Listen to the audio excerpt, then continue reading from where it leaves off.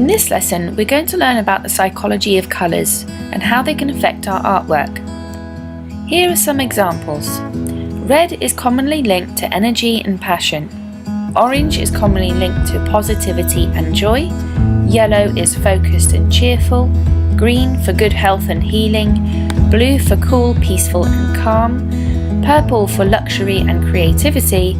Pink for kind and stress relieving. Black for sophistication. White for purity.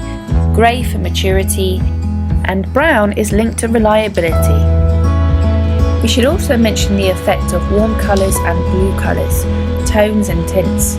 For example, the painting here by Claude Monet used soft blues to create a calming, serene effect. These colours are more warmer tones, giving a more positive feeling. Compared to the Pablo Picasso picture here, he used dark monochromatic blues to evoke a feeling of sadness and aloofness. So depending on how cool or warm a colour is, that can also affect the overall mood and feeling of the art piece.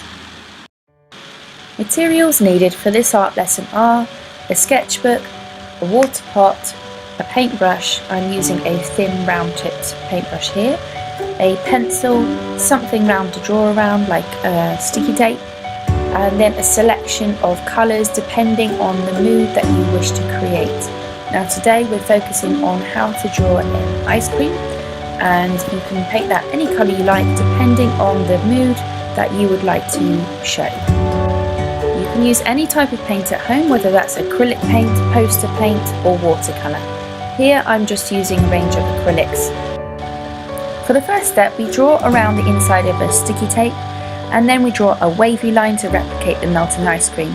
I next draw a dot and connect that as a triangle, and then add curved lines to demonstrate that there's a 3D cone. Then to make the eyes, I draw around the inside of some sticky tape, add a curve for a mouth, and add the pupils and a little reflection with a large circle and a small circle. Next is the fun part, when you can get to paint it.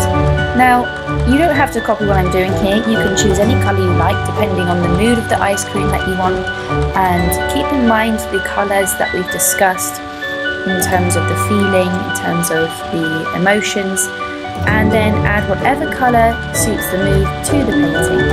When we get to the cone of the ice cream, after I painted it yellow, then I work in some orange over the outside of the shape and where there should be some shadow.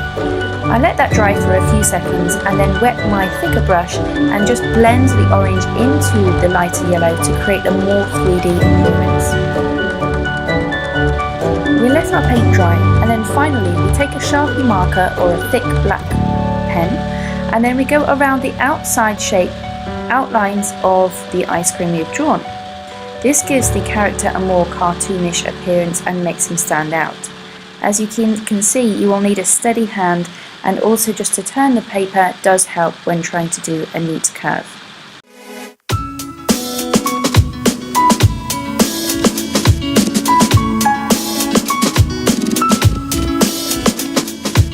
For the layout of your sketchbook, you need a title at the top, colour and mood, and then a short description about your ice cream's name, whatever you want to call it, and then you can also do a little key chart here of the different colours and also their meanings. And you can always refer to the meanings within this video, and then to create a neat circle I just used the end of a glue stick and traced around that with my pencil. For the annotation, you may write it by hand. For the video though, I just typed it up as it was a clearer look.